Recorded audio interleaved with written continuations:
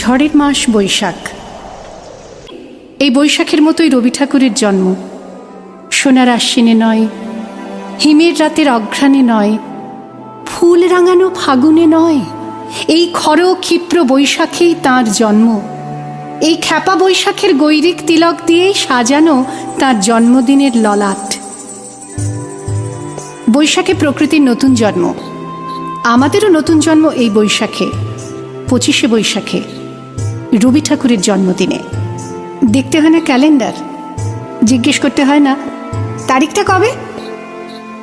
আগে থেকেই বুকের মধ্যে সাড়া ওঠে, 25শে বৈশাখ আসছে, রবি ঠাকুরের জন্মদিন। বছরে একটা দিনের জন্য তারা নতুন হয়ে যায়।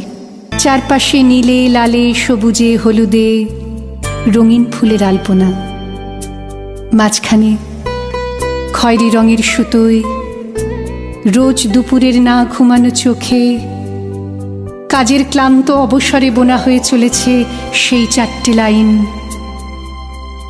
উদয়ের পথে শুনি কার বাণী, ভয় নাই ওরে ভয় নাই, নিঃশেষে প্রাণ যে করিবে দান, ক্ষয় নাই তার ক্ষয় নাই।